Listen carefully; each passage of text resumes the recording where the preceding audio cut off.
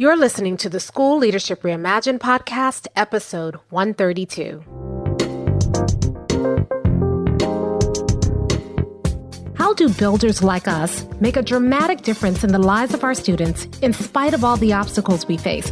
How do you keep your vision for your school from being held hostage by resistant teachers, uncooperative parents, ridiculous district policies, or a lack of time, money, or resources? If you're facing those challenges right now, here's where you'll find the answers, strategies, and actionable tips you need to overcome any obstacle you face. You don't have to wait to make a difference in the lives of the people you serve. You can turn your school into a success story right now with the people and resources you already have. Let's get started.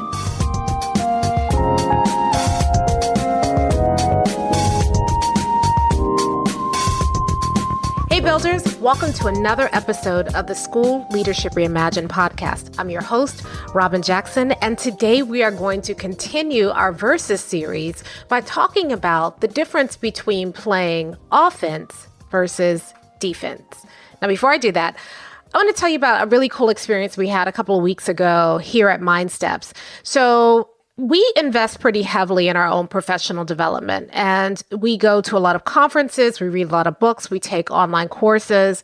We invest a significant portion of our budget to professional development because we believe that the better we are, the better we can serve you.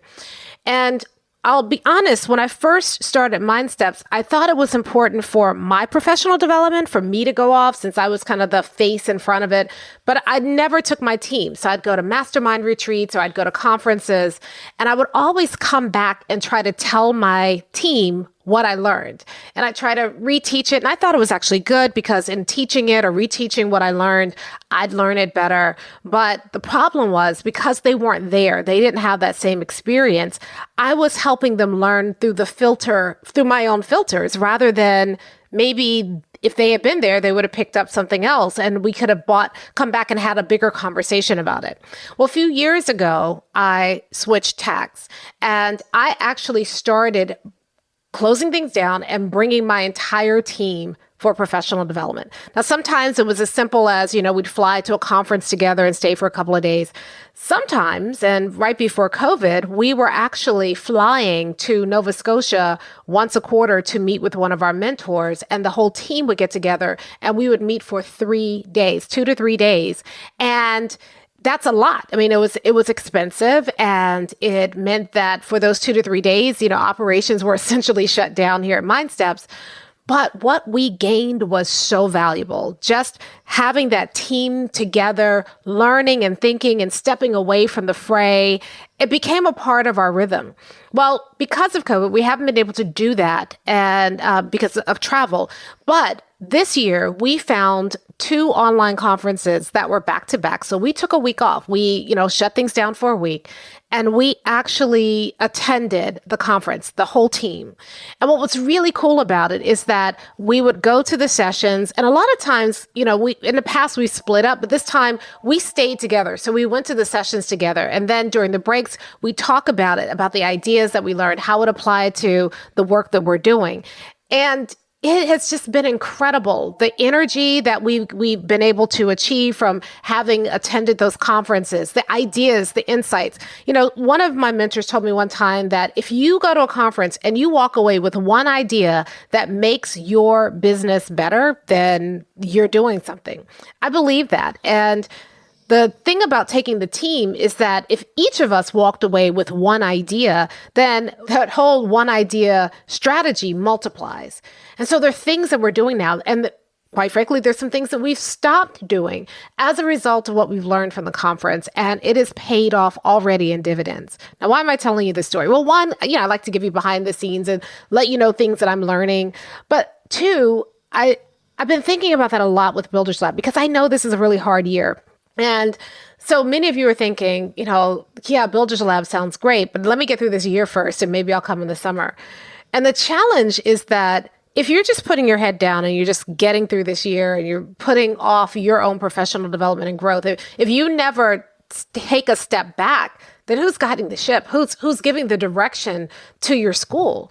And so I think you should come to Builders Lab. I think coming in January is the perfect time for you to kind of take a step back and figure out, all right, we've learned some things. We've been through part of the year. How do we finish the year strong?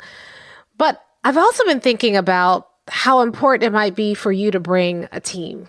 And I'm saying that because I know it's hard. I know that it's hard to have an entire team, admin team away from schools, especially now. January is, a lot of you are preparing for exams or maybe administering exams if you're in the secondary level, or you are, in the final stretch of work before testing.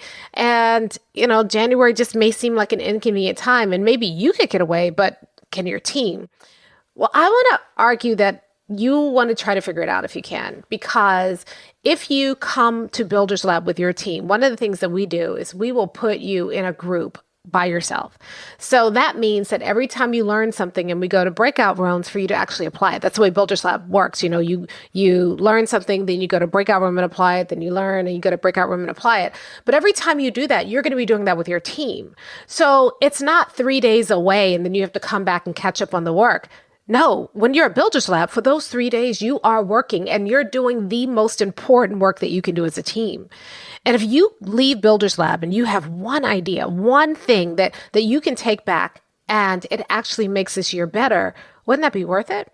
So here are a couple of suggestions. If you're thinking about it, if you'd love to bring your team to Builders Lab, one of the things you might want to think about is, because it's remote, getting together and attending Builders Lab at your school so that you boot up every day, you put it on. That way, if something happens at your school, one of you can kind of go out and take care of it, but the rest of you can stay and get that person caught up, and you can share the burden so that nobody is away for too long and you still have that administrative presence in your building. So that's one suggestion. And if you can, if there's a way for you to get away for all 3 days, all of you to get together and to be able to talk and collaborate and plan.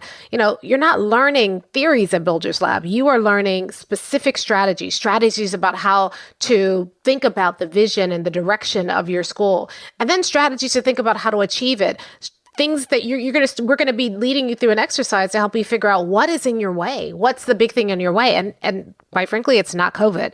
It is something else. And we're going to help you get to that root cause without doing a root cause analysis. So you can figure that out so that when you finish Builders Lab, you have a plan. You have some structures in place. You put some systems in place so that things go more smoothly. So I just want to make a little pitch that if you're thinking about coming to Builders Lab, that I believe that if you can find a way to at least bring another team member with you, if you can't bring your whole team, at least bring somebody with you, somebody that you can collaborate with during the breakout sessions, then you actually get a lot of stuff done. You really do. Now, if you're coming by yourself, don't worry. We're going to be pairing you up with people who are at the same kind of school as you so that you can learn from each other. And we've had these lifelong friendships that have happened as a result of those pairings. We're very intentional about that. So if you're coming by yourself, don't worry. We're going to have you with other people who you can learn from and who can be a real asset to you, become colleagues and friends. But if you have a chance to bring your team, I want to encourage you to do it, because I'm going to tell you, it's hard. I know we've had to shut things down to do it, but it is so worth it. I wouldn't go back to just doing it myself. I think having the team there is really important. So just want to put that pitch in. And now let's get to what we're going to talk about today, our versus battle, which is really about offense versus defense.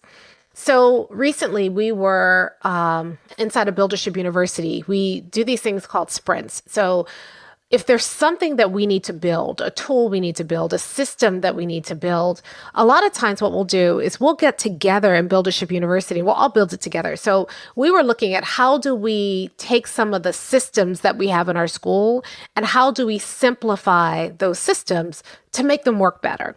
And so we got together for 2 evenings straight. And the first evening kind of showed them how to do something that we call system mapping, to map out what the system should look like, not what it looks like now, but how to rethink those systems and to simplify the systems that you have.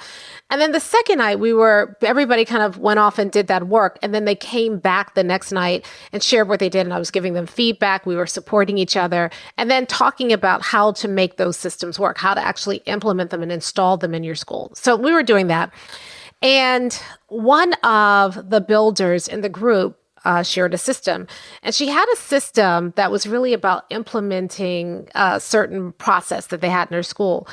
But what's really interesting is that the system that she proposed was really designed to deal with something that she was dealing with in the school, which is that not all of her teachers were implementing the system that she proposed.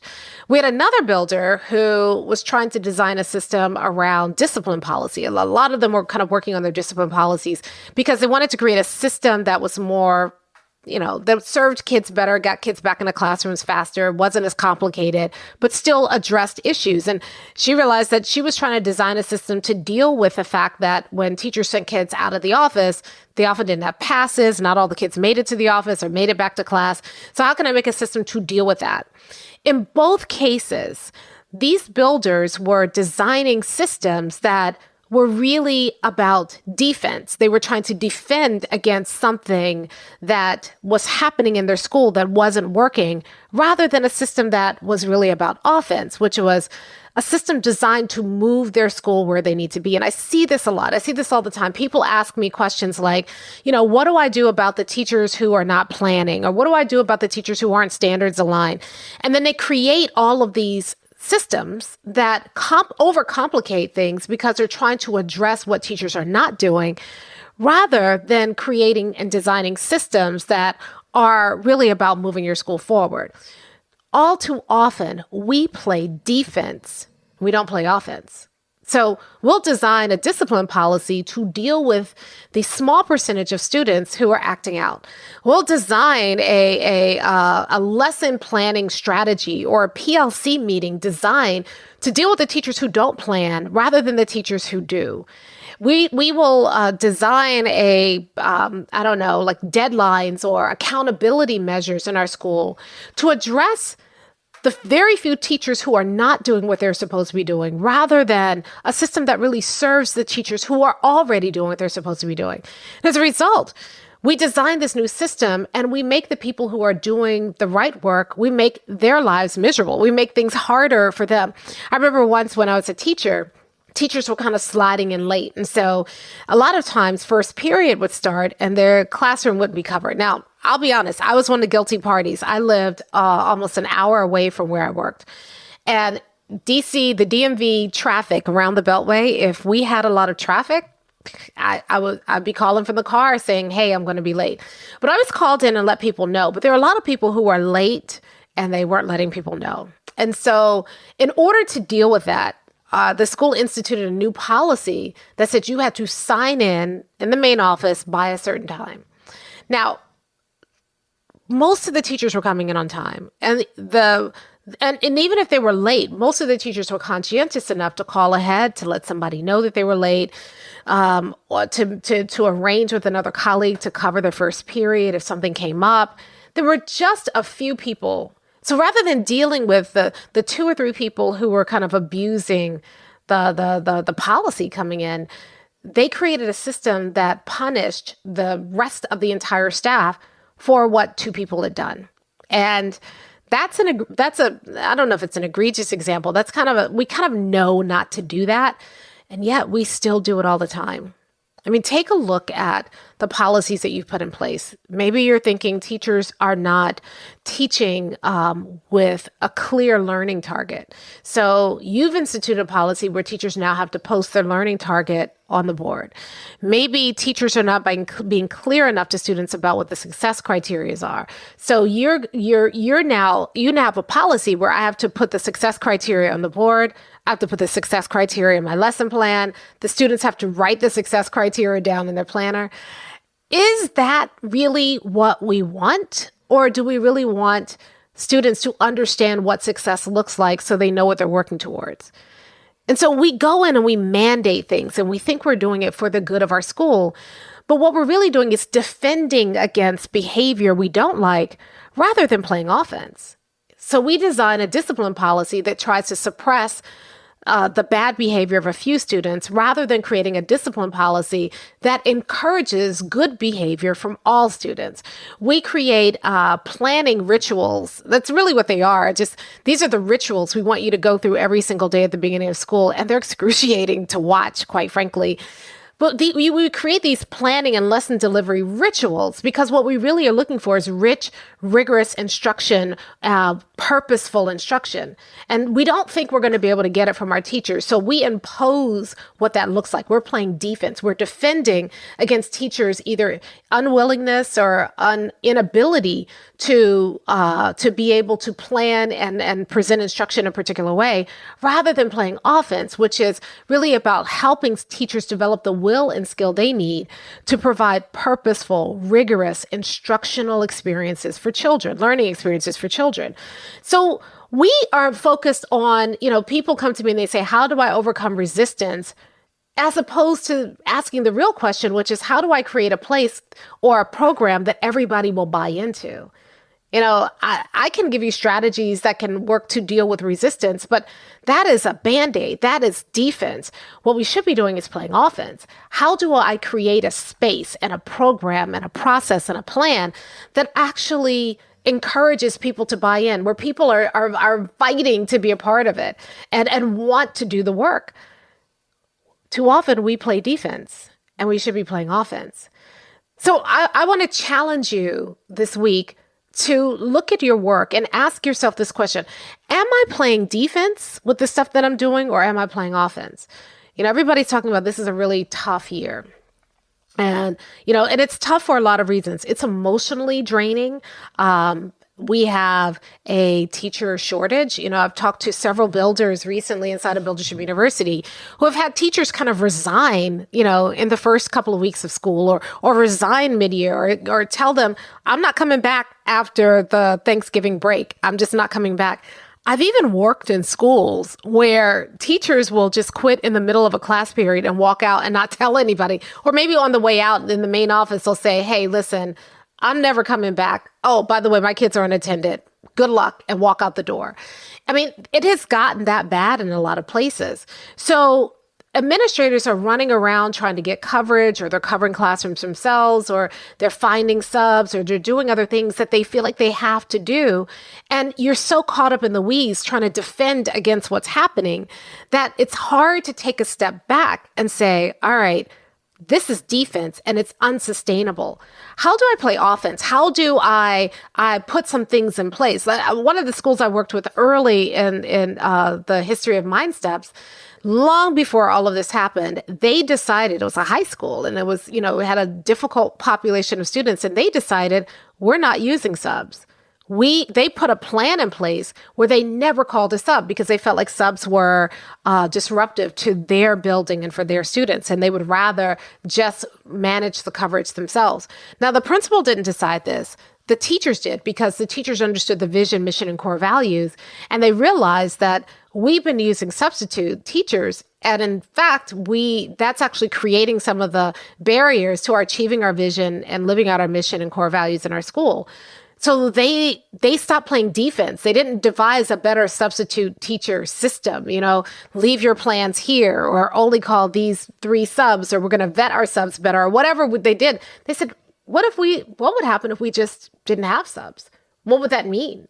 And so they actually played offense. They designed a system where they no longer needed subs, because subs were an unknown and an unreliable variable in the work that they were trying to do. And they figured it out and they did it. They were playing offense, not defense. I've been in other schools where, instead of saying, how do we overcome teacher resistance, the builder in that school has really worked on securing buy-in from every single teacher, making sure that the teacher understands the vision, the mission, and the core values of the school. And the way we teach vision, mission, and core values at Builders Lab is that your vision belongs to you. That's yours. The mission is shared and co-created, and the core values belong to your staff, because they're the main ones who are going to have to live them out every day. So they're not unanimously non-negotiable. They're not really core values. So she did that work. And guess what? She didn't have to overcome resistance, because there wasn't any resistance. All of a sudden, the big naysayers, the main teachers who were kind of fighting her, all of a sudden those teachers were saying, hey, no, that's a violation of our core values. Hey, no, I believe in this mission. Yes, I'll do this work. Maybe we should do it this way, because they believed in it, because this builder, instead of playing defense, trying to overcome resistance, she played offense and established a vision, mission, and core values that everybody bought into. And all of a sudden, no resistance. Even when she saw some resistance kind of popping up, she would always take it back to the vision, mission, and core values that everybody agreed upon. And that would squash it before it even became true resistance. Because she always told her staff, at any point, if you no longer believe in this vision, mission, and core values, say so.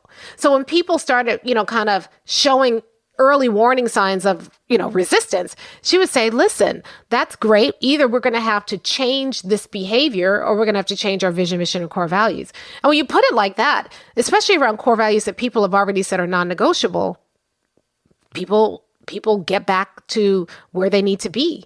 They go back to those core values. If they're truly non-negotiable to the people who created them, whenever you point out that a behavior or an idea is out of alignment with that, if they can see that, they have a choice. Do I still believe this is non-negotiable?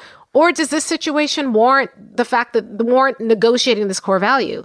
And in most cases, people are like, no, it's still non-negotiable. And so you're not checking behavior. You're simply giving people feedback around their behavior and its alignment to your vision, mission, and core values. And they make the decision to adjust their behavior. You see the difference? Defense, I'm always going to have resistance. And yes, I have a bag of tricks. I can show you different things you can say or do that most of the time work in overcoming resistance. But defense, you're always going to be fighting resistance, because your only tool is something that you can use once resistance shows up. Offense says, I'm not going to wait for resistance to show up. What can I do to eliminate resistance altogether? I remember when I first started thinking about how to support my struggling students. Now, I had tried a lot of stuff because I had kids who were struggling and I wanted them to be successful. I mean, I was doing everything. I was almost basically one-on-one tutoring kids, during lunch and after school, and, doing all this work to support them and making things so complicated. And then I heard one of my early mentors, and someone I admire to this day, Max Thompson, and he posed a different question. I'm thinking defense. How do I defend against kids who are struggling? And he proposed an offense idea. What if you prevented kids from struggling in the first place?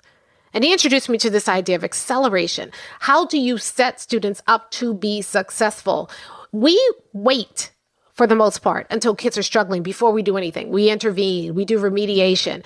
But the student has already failed. We're playing defense against failure. What if we played offense? What if we decided, let's eliminate failure to begin with? Let's eliminate destructive struggle to begin with. And I went on a quest to do that. And when I did that, I had no more failures in my class. And when I shared it with other people and they start taking that formula and that system and putting it into place, they had no failures. I mean, imagine that. I had 130 to 150 students every semester as a high school English teacher, and none of my kids were failing once I put this proactive intervention system in place. I've talked to other teachers, secondary, elementary, middle, and when they put the system in and really work the system, they eliminate failures. You're playing offense, not defense. Think about some of the things that you're dealing with right now. And one of the things that I worry about for you is that if you buy into the narrative of a lot of schools, you have no choice but to play defense. I mean, you have to do COVID protocols. Sometimes you do have to quarantine staff. Sometimes you do have a staff member who can't take it anymore and leaves in the middle of the school year.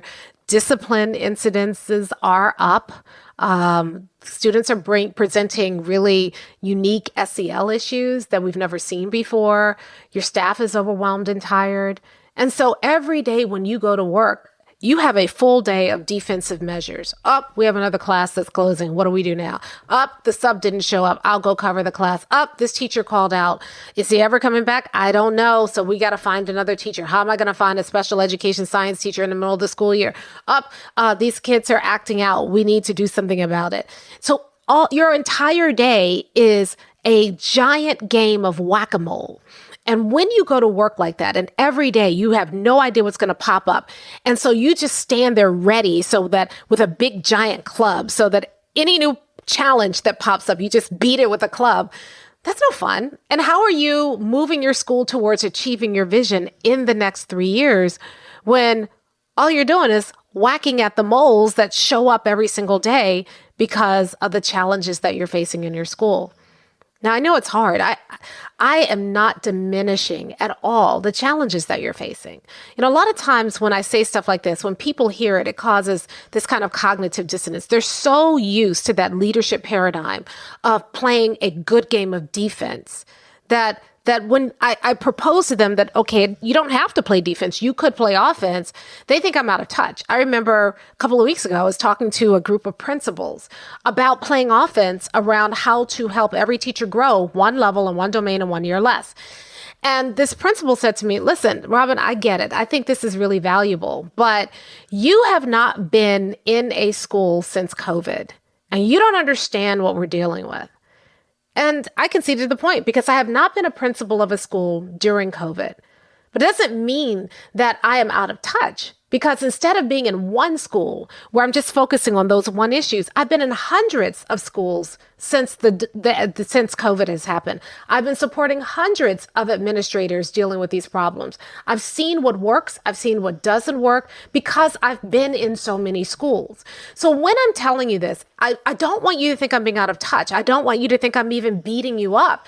Listen, you're doing the best you can, and you were trained to do it this way. This is leadership. Most leadership strategies are defense. I mean, even think about the way that we do our SIP plan, right? Every year, what do? We look at last year's data. We try to find the leak in our data. We call it root cause analysis. What we're really looking for is, all right, what didn't work last year? And then we create a SIP plan to address the problems of last year, this year, so that we can make progress. That's defense. When you come to Builders Lab, we're going to show you offense. We're going to talk about the Builders Blueprint. The Builders Blueprint is not about defense. What happened last year and how do we address those numbers this year? How do we get those last year's numbers up this year? The Builders Blueprint is about saying, here's where we want to go. And if we're going to move forward to where we want to go, what's the biggest obstacle that we have to get out of our way so that we can make forward progress? Notice the difference? Offense is about a plan going forward. Defense is about dealing with the problems that have already happened and trying to do better. So we were trained to think defensively. That is a leadership stance. It's really hard to recognize that you don't have to play defense, especially when so much is happening right now. You're being bombarded with so many things, and every day you're just kind of blocking all of the things that are being thrown out at you. It's hard to realize that you can step away and play offense and move forward, and you don't have to play defense. So I get it. I get the resistance. And if you're feeling it right now, then, I don't want you to feel attacked or feel threatened. I'm just saying that when you're ready, there is another way. And for every problem or challenge that you think is intractable right now, if you think about it offensively rather than defensively, it opens up new ideas. So I started out by talking about 2 examples of builders who were in our sprint and how they were playing defense. Let me tell you how we started playing offense. So in the first instance, we had a lot of teachers who weren't implementing their, not even a lot. I mean, it turned out to be not as many as we thought, but teachers who weren't implementing a certain system or plan that they wanted the teachers to implement. And so the first plan was defense. Okay, they don't do this. We're going to check here. And I said, nope, that's more work for you, because now you have to chase, check, and correct teachers who aren't doing their jobs. It doesn't solve the problem of teachers not doing their jobs. It just puts more pressure on teachers, and it creates more work for the teachers who are doing their jobs. So what is in the way? And one of the things we realized that there was really no trigger for this system. The system was in place. Everybody kind of assumed it was happening, but there was no universal trigger to get the system started. So what we did is we played offense. When do we want people to do this work? And how do we create a space and environment that the work moves forward every single week? And we redesigned the system, and now we're going to be implementing it. And I believe strongly that it's going to work better. For the second principal, who was worried about creating a discipline policy that would give kids better passes so that you could make sure they left the classroom and got to the office, we started digging deeper and we said, what do you really want the discipline policy to do? And what you really wanted to do is for students to learn from their behavior as quickly as possible, to de-escalate situations that are rising, and to give students a really meaningful way of re-entering the classroom and getting back to work as quickly as possible. Once we understood what we wanted, not what we didn't want, we weren't designing a system to prevent what we didn't want, defense. Instead, we said, what do we want? And how do we design a system to make that behavior more likely? That changed the whole narrative around what function the discipline policy played in that particular school. And she is working on now creating a system that is focused on offense, not defense. She's more excited about it because anytime you're playing defense and you're trying to change a system, you're going to get a more intense, glorified version of whatever it is you were doing before.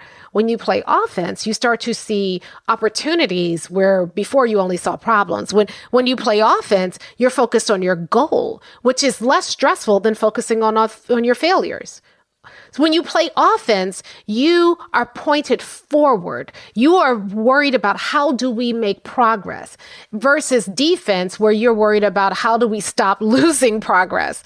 You know, the big difference between offense and defense is, are you playing to win or are you playing not to lose? And as human beings, we tend to default to something. I wrote something down the other day that it was saying that, we play defense because we can quantify what we have to lose and not what we have to gain.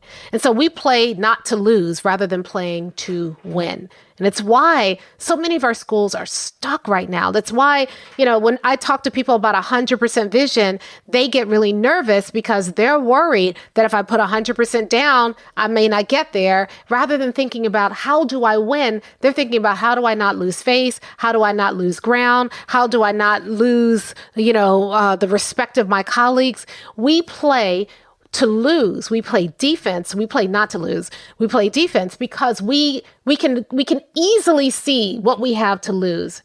And we don't often think about what do we have to gain.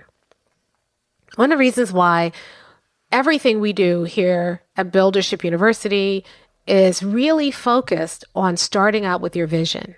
Because you need to know what you have to gain. You need to have that so clear. You have to be so passionate about it that you're willing to do the work to get there rather than worrying about losing. Most of us don't have a clear vision. We don't know what we have to gain. We haven't really thought about what that would mean for our schools if 100% of our kids were successful in some way. And what our schools would look like and how we could design that school and what it would feel like to work in that kind of environment and what it would mean to the lives of our kids. We don't spend nearly enough time thinking about that. We're always thinking about, oh my goodness, if I do this, then I'm going to lose another teacher. If I do this, then I won't have enough subs. If I do this, then my suspension date is going to go up. And so we are playing not to lose. So this week I want to challenge you. If you're not ready to start thinking offensively yet, I just want you to just pay attention to whether or not you're playing defense or are you playing offense in the work that you're doing. How much of your day is spent playing defense versus playing offense? And then when you're ready to play offense, you don't have to figure it out by yourself. One of the things that we are really good about doing at Builders Lab and Buildership University is that we are really good at helping you see offense, helping you see the opportunities, helping you turn the challenges that you're facing into opportunities, helping you look at your challenges a different way so that you can find a solution that actually moves you closer to your goals rather than further away from your goals. So when you're ready, come to Builders Lab or join Buildership University. We'll show you how to do that. But for now, I just want you to pay attention because I bet you're going to realize you're playing defense more than you think you are.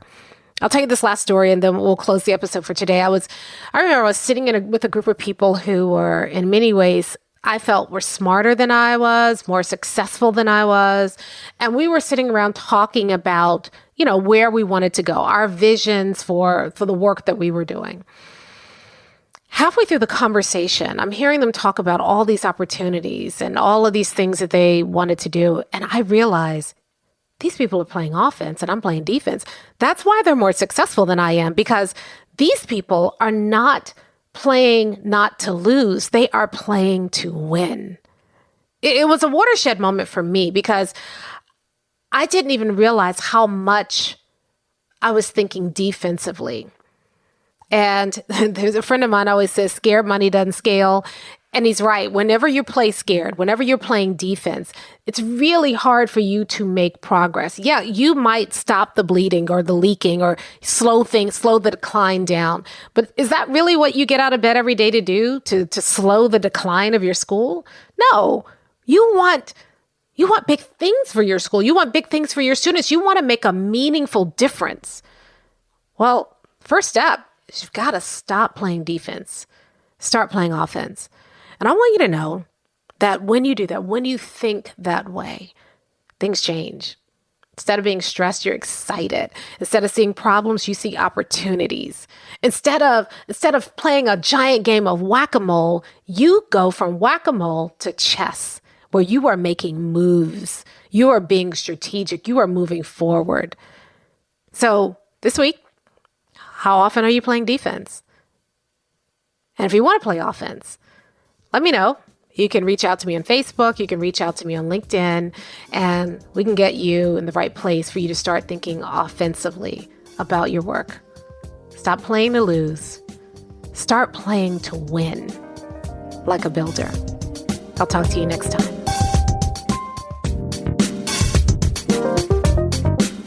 Hey, if you're ready to get started being a builder right away, then I want to invite you to join us at Buildership University. It's our exclusive online community for builders just like you, where you'll be able to get the exact training that you need to turn your school into a success story right now with the people and resources you already have. Inside, you'll find our best online courses, live trainings with me, tons of resources, templates, and exemplars, and monthly live office hours with me where you can ask me anything and get my help on whatever challenge you're facing right now. If you're tired of hitting obstacle after obstacle and you're sick of tiny little incremental gains each year, if you're ready to make a dramatic difference in your school right now, then you need to join Buildership University. Just go to buildershipuniversity.com and get started writing your school success story today.